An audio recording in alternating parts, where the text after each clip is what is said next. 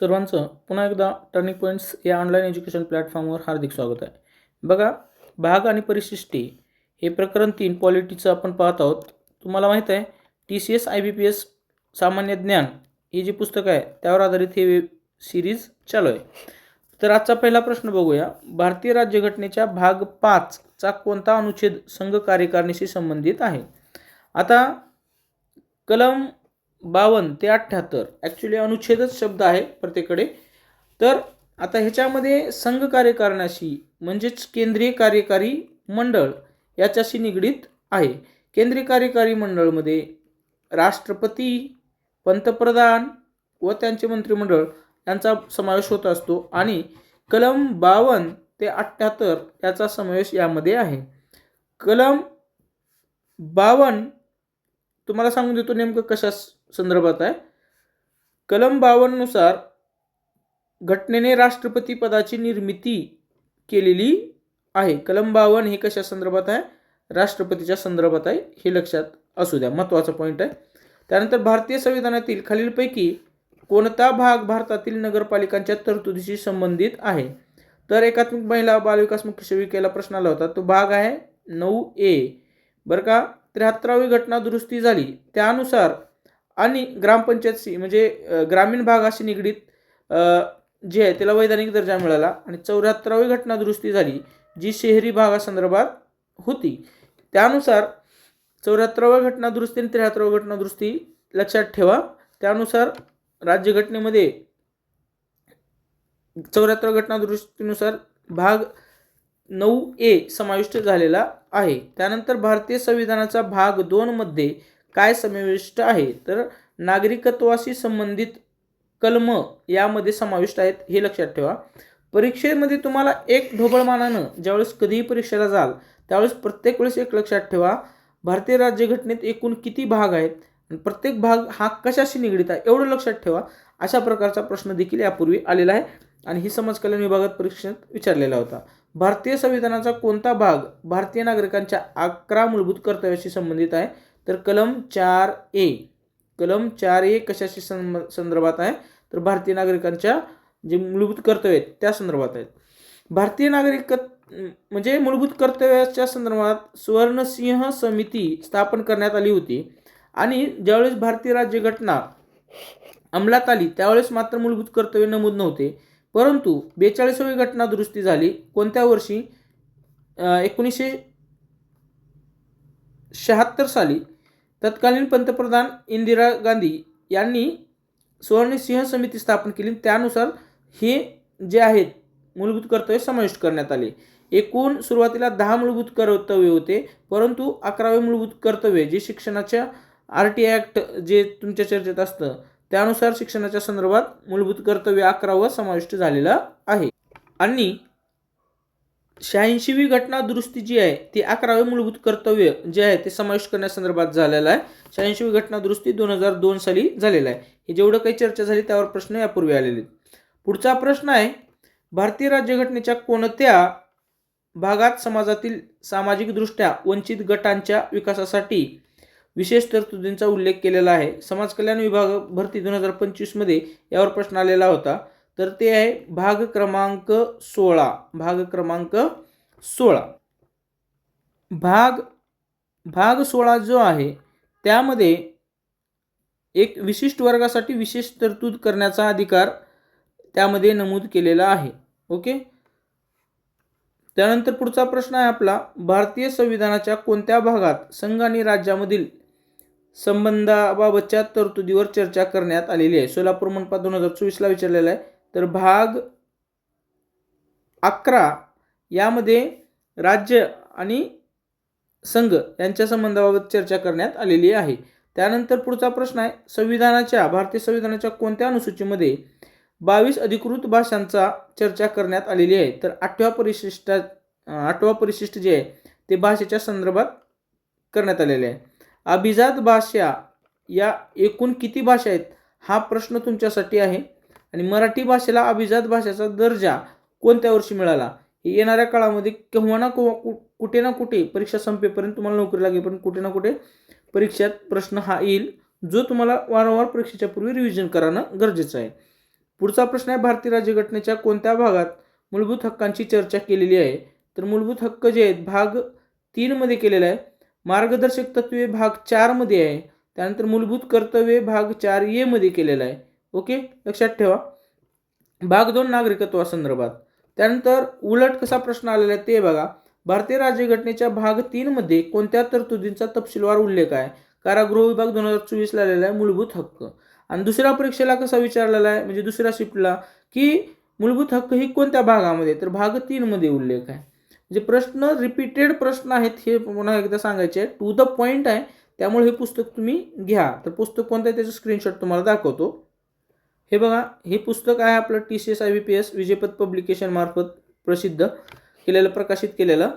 बघा, आणि सोबत तुम्हाला टर्निंग पॉईंट्स ॲपवर 49 रुपयामध्ये हे जे व्हिडिओ आहेत ते रेकॉर्डेड व्हिडिओसह तुम्हाला टेस्ट सिरीज, त्यानंतर संकीर्ण नोट्स, संकीर्ण टेस्ट, विषयनिहाय नोट्स ऑनलाईन स्वरूपात जे मोबाईलवर वाचता येतील, आणि व्हिडिओ रेकॉर्डेड हे सध्या आहेत ते तुम्ही टेस्ट सिरीज जॉईन करा. त्यामधून टेस्ट सोडवा आणि पोस्ट मिळवा, या दृष्टीने तुमच्याकडून तयारी करून घेण्यात येईल. ऑफर PI 49 आणि अशी एकूण 199 असेल. ओके, रेकॉर्डेड व्हिडिओ क्वालिटीचे देखील आपण अपलोड करायला चालू करत आहोत. त्यानंतर पुढचा प्रश्न आहे, भारतीय राज्यघटनेच्या कोणत्या भागात महाराष्ट्रातील नगरपालिकांचे अधिकार व कार्य स्पष्ट केलेले आहेत? ॲक्च्युली महाराष्ट्रातलंच फिरून दिलेलं आहे, असं काहीच नाही महाराष्ट्रातलंच म्हणून. सगळ्याच देशाच्या संदर्भातील नगरपालिकेच्या संदर्भाचा उल्लेख भारतीय राज्यघटनेच्या भाग 9A मध्ये केलेला आहे. हे एक माइंडमध्ये फिट करा. ओके, वर प्रश्न आला होता कशा प्रकारे जलसंपदा विभागाला प्रश्न विचारलेला आहे फिरून, ते तुम्ही बघा. त्यानंतर भारतीय राज्यघटनेच्या भाग 2 मध्ये भाग 2 मध्ये किती अनुच्छेद म्हणजे कलम नमूद केलेले आहेत? नगररचना शिपाई 2023 मध्ये हा प्रश्न आहे. तर एकूण 7 कलमांचा समावेश आहे. फॅक्च्युअल प्रश्न आहे, तुम्हाला ते एकदम टू द पॉईंट वाचावं लागते. आणि अशा प्रकारे समजण्यासाठी PYQ वाचल्याशिवाय तर पर्याय नाही. PYQ मध्ये पण ऑनलाईनवर वाचा, तुम्हाला कमी वेळेत जास्त अभ्यास होईल. ओके, त्यानंतर जसं भाग 2 मध्ये 7 कलम आहेत, तसं भाग 1 मध्ये एकूण फक्त 4 कलम आहेत. ते कलम म्हणजे 1 ते 4 साहजिकच येईल. आणि भाग 7 मध्ये, भाग 2 मध्ये एकूण 7 कलम आहेत. ते कलम आहेत 5 ते 11 या दरम्यान. भाग 3 हे मूलभूत हक्कासंदर्भात हे तुम्हाला माहित आहे. भारतीय राज्यघटनेत किती अनुसूची आहेत? भारतीय राज्यघटनेत एकूण 12 अनुसूची आहेत, विद्यमान 12 अनुसूची आहेत. भारतीय राज्यघटनेत किती भाग आहेत? तर भारतीय राज्यघटनेत एकूण 22 भाग आहेत. राज्यघटनेच्या खालीलपैकी कोणत्या अनुसूचीमध्ये शहरी स्थानिक स्वराज्य संस्थांना अर्बन लोकल बॉडीज हस्तांतरित करावयाची 18 विषय बरं का, 18 विशेष कार्ये नमूद केलेली आहेत? तर ते 12व्या अनुसूचीमध्ये तसा प्रकारचा उल्लेख केलेला आहे. ओके, भारतीय राज्यघटनेच्या कोणत्या भागात मूलभूत अधिकार आहेत? तर भाग 3 यामध्ये मूलभूत अधिकार नमूद आहे. आतापर्यंत 3 वेळेस हा प्रश्न तुमच्या सहज वाचण्यात आलेला आहे. कशा प्रकारे 3 वेळेस त्यांनी बदलून विचारलेले आहे.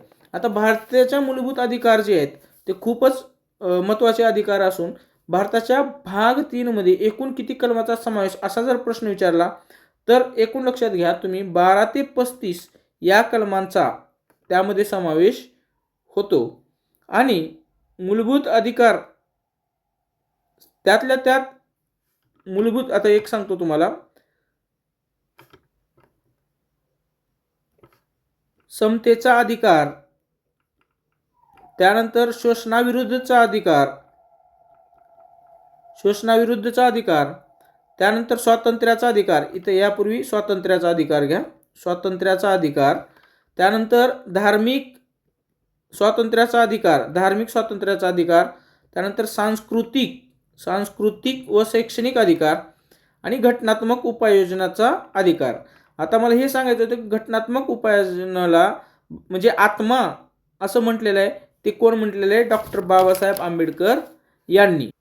आणि हे घटनात्मक उपाययोजनेचा जो अधिकार आहे तो कलम 32 या निगडीत आहे. घटनात्मक उपाययोजनेचा हक्क हा राज्यघटनेचा आत्मा आणि हृदय असं डॉक्टर बाबासाहेब आंबेडकरांनी म्हटले.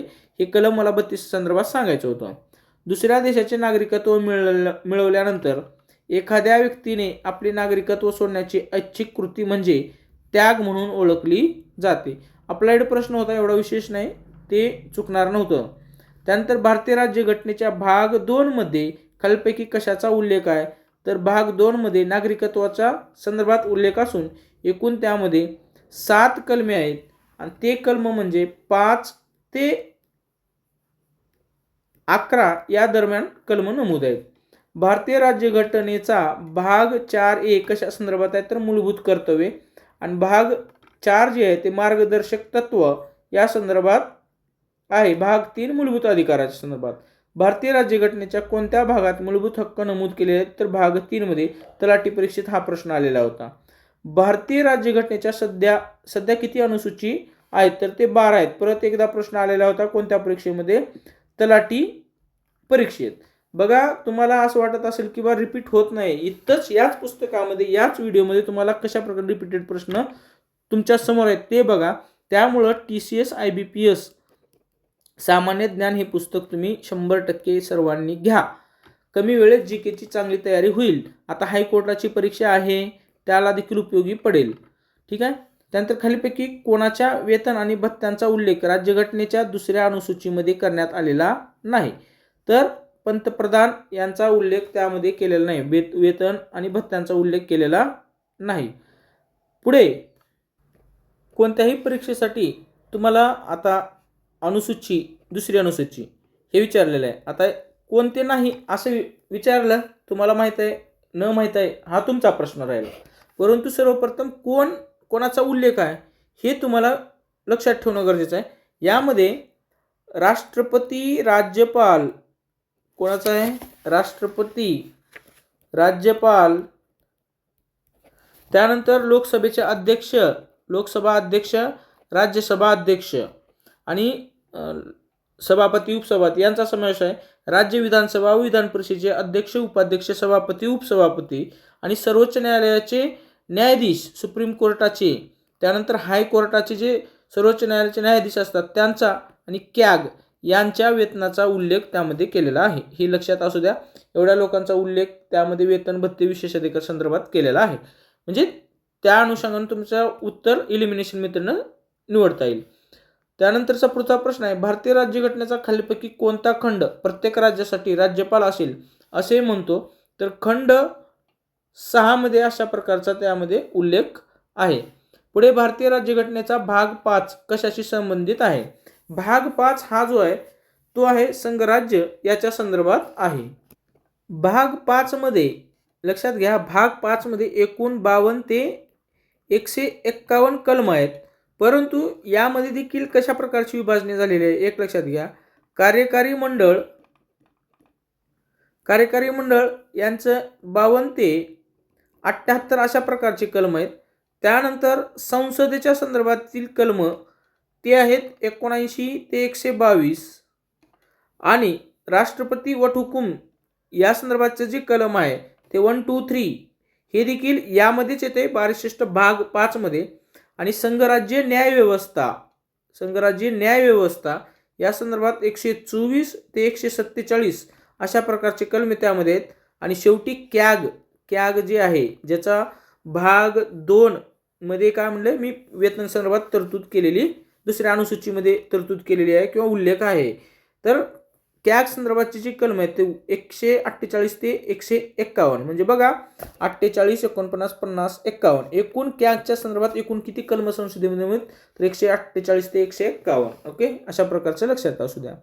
पुढे आहे भारतीय राज्यघटनेचा भाग 5 कशाशी संबंधित आहे.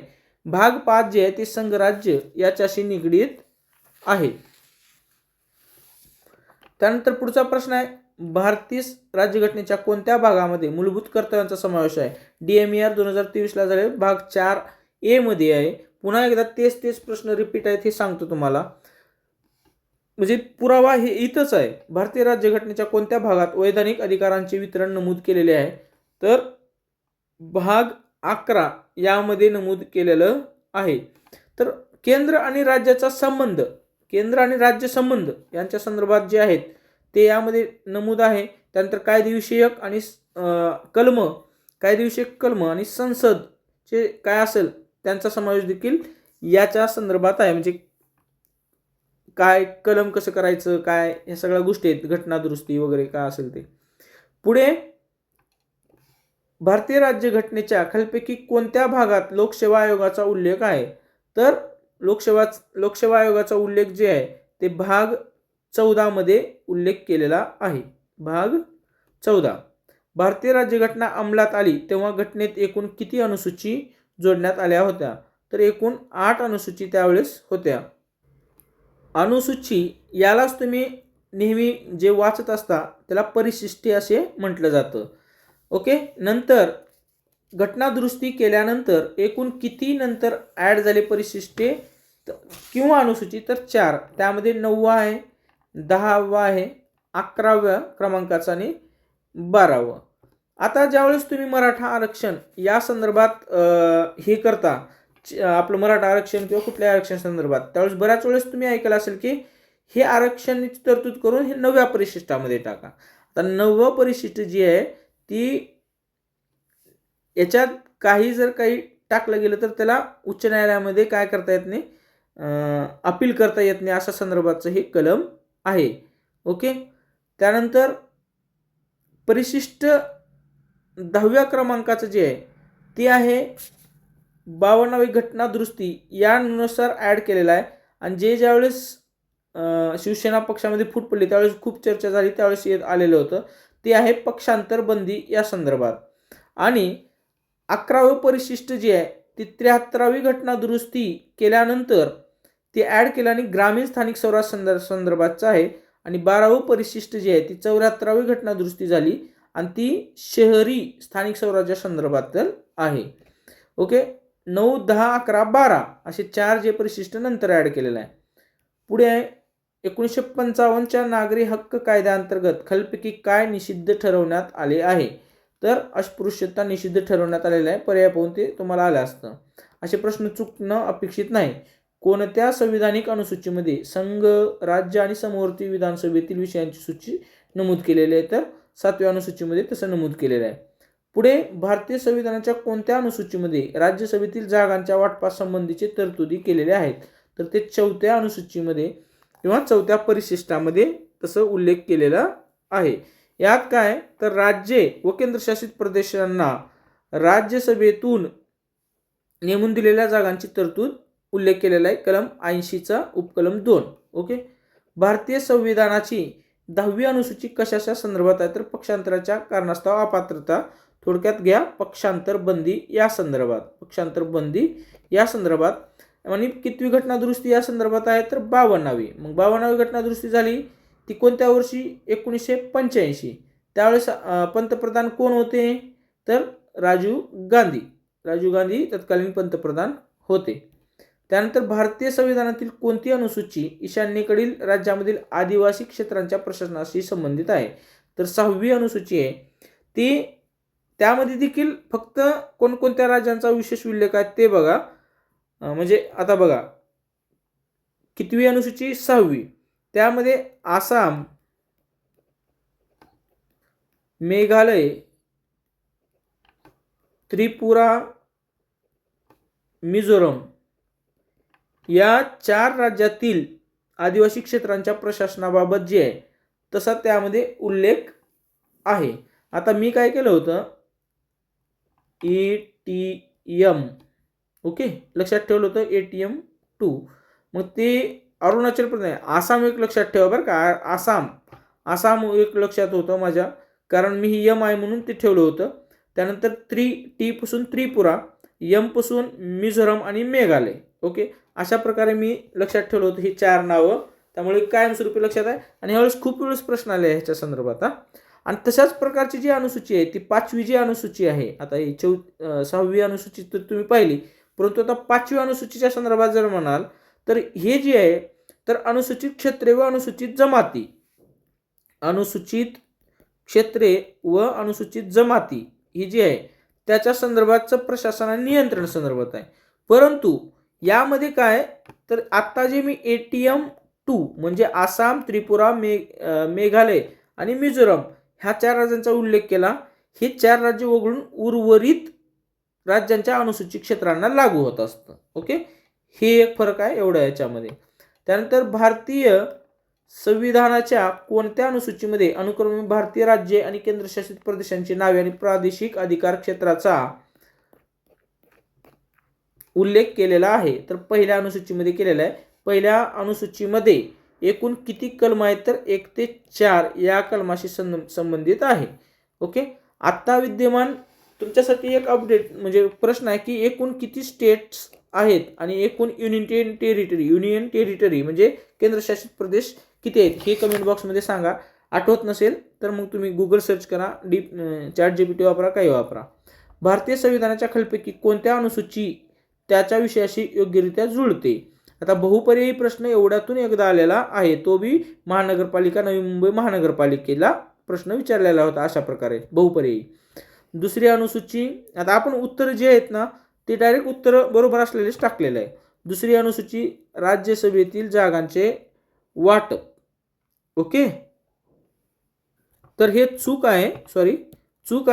दुसरी अनुसूची जी आहे ती वेतन व भत्ते या संदर्भात मी सांगितलं होतं आणि याच्यावर कसा प्रश्न आलेला होता की दुसऱ्या अनुसूचीमध्ये वेतन व भत्ते संदर्भात खालीलपैकी कोणाची चर्चा करण्यात आलेली किंवा नमूद नाही असं म्हणलेलं आहे. त्यामध्ये पंतप्रधान हा पर्याय होता.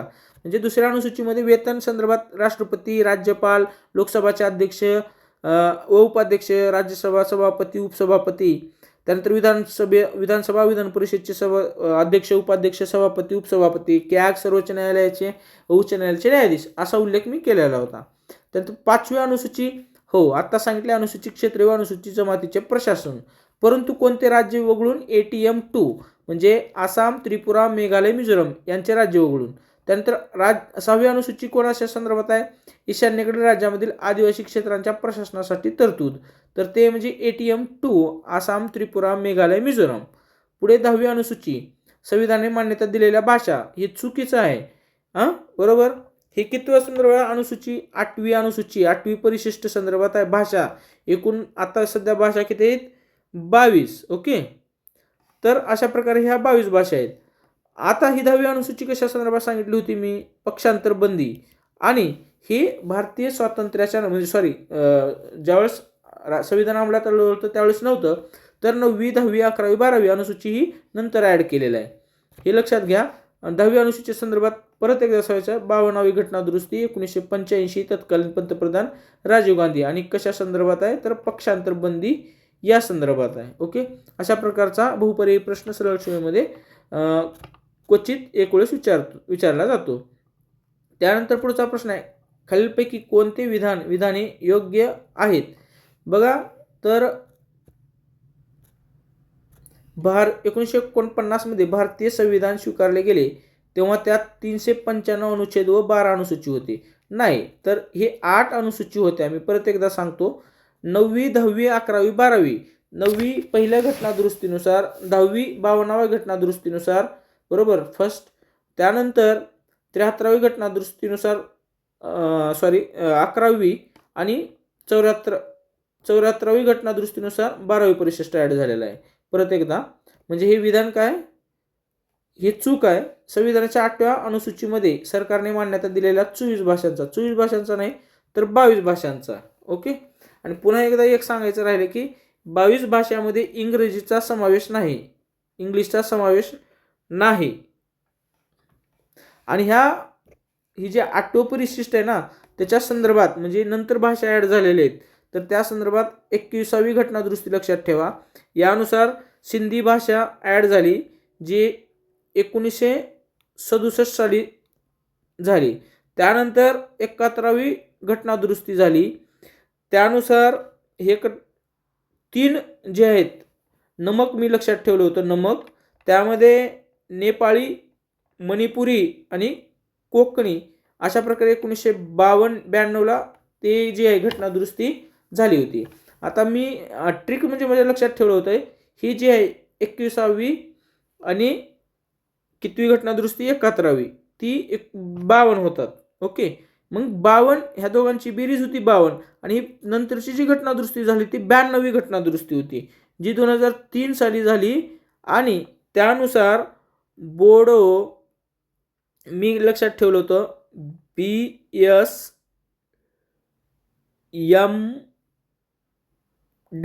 BSMD बोडो संथाली, मैथिली आणि डोंगरी. कसं शॉर्टकट लक्षात ठेवायचं ते लक्षात ठेवा.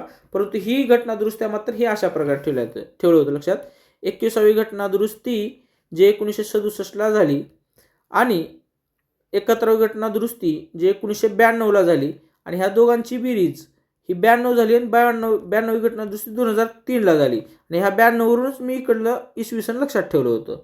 ओके, म्हणजे जस्ट त्याचं वाचन जास्त झाल्यावर ते तुमच्या लक्षात राहील असते. ओके, पुढे भारतीय संविधानाच्या 6व्या अनुसूची संदर्भात खालील विधान विचारात घ्या. ओके, तर काय काय विधानात विचार लक्षात घ्यायच्यात ते बघा. भारतीय संविधानाच्या 6व्या अनुसूचीमध्ये स्वायत्त जिल्हा परिषद एडीसी नावाच्या आदिवासी प्रशासकीय प्रदेशांच्या निर्मितीची तरतूद आहे. कितव्या? 6व्या अनुसूचीमध्ये. ओके, ठीक आहे. पुढे 6व्या अनुसूचीमध्ये आसाम, मेघालय, त्रिपुरा, मणिपूर या राज्यामधील आदिवासी क्षेत्रांच्या प्रश्नावर तरतूद केलेली आहे. मी लक्षात तुम्हाला सांगितलं होतं ATM 2, एक आसाम, त्रिपुरा, मिझोरम, मेघालय. ओके, मिझोरम, मेघालय, मणिपूर नाही. कन्फ्युजन होऊ शकते, परंतु रीड लेस वर रिवाइज मोर या तत्वाचा वापर करून हे तुम्हाला 4 नावं लक्षात ठेवावं लागेल. त्यामुळे विधान 2 काय ते चुकीचं आहे. ईशान्य भारताबाहेरील कोणताही प्रदेश 6व्या अनुसूचीमध्ये समाविष्ट केलेला नाही. हे विधान बरोबर आहे, कारण याच्या संदर्भाचं जे आहे हे दुसऱ्या, जर समजा ईशान्य भारत सोडून, तर त्याच्यासाठी 5वी अनुसूची केलेली आहे ना उल्लेख त्यांनी. त्यामुळे अनुसूचित क्षेत्र जे भारताच्या ईशान्य भारताच्या बाहेर आहे त्यांच्यासाठी. त्यानंतर हे बघा, एवढा वेळ व्हिडिओ झाला, जवळपास 25-26 मिनिट, परंतु जवळपास परिशिष्टे, भाग आणि सूची जे आहेत त्या संदर्भाचं सगळं जवळपास जे परीक्षेला आत्तापर्यंत आलेले होतं TCS मार्फत घेण्याला मागच्या 3 वर्षातले ते सर्व प्रश्न आपण कव्हर केलेले आहेत. व्हिडिओला तर नक्की शेअर करा, सबस्क्राईब करायला विसरू नका. Thanks for watching this video.